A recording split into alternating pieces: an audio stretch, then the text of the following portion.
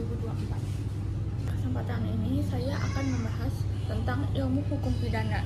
Dalam arti sempit, bagian dari hukum pidana itu pada dasarnya mempelajari dan menjelaskan perihal hukum pidana yang berlaku di suatu negara. Dalam arti luas, tidak terfokus pada norma yang dilanggar saja, tetapi juga membahas mengapa terjadi pelanggaran atas norma-norma tersebut, bagaimana upaya agar norma itu tidak dilanggar, dan mengkaji serta membentuk hukum pidana yang dicita-citakan. Pula arti pidana dalam arti luas dan sempit.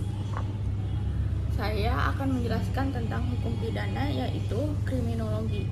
Kriminologi sebagai ilmu pembantu dalam hukum pidana yang memberikan pemahaman tentang fenomena kejahatan, sebab dilakukannya kejahatan, dan upaya yang mendapat menanggulangi kejahatan yang bertujuan untuk menekan laju perkembangan kejahatan. Seorang antropolog yang berasal dari Prancis bernama Paul Thomiret mengemukakan bahwa kriminologi adalah suatu cabang ilmu yang mempelajari soal-soal kejahatan. Adalah pengertian kriminologi menurut para ahli. G.P.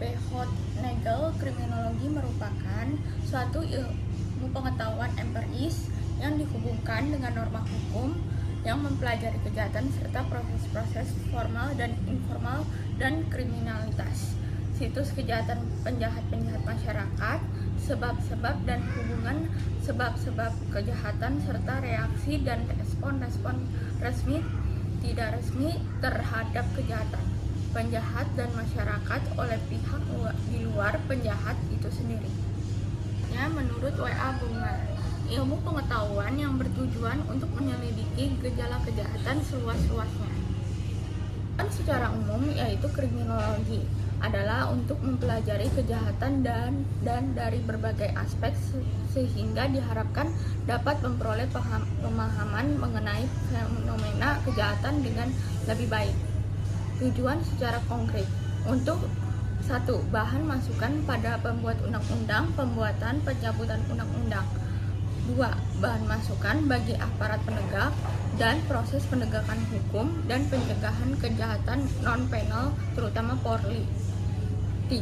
Memberikan informasi kepada semua instansi agar melaksanakan fungsi-fungsi yang diembannya secara konsisten dan konsekuen untuk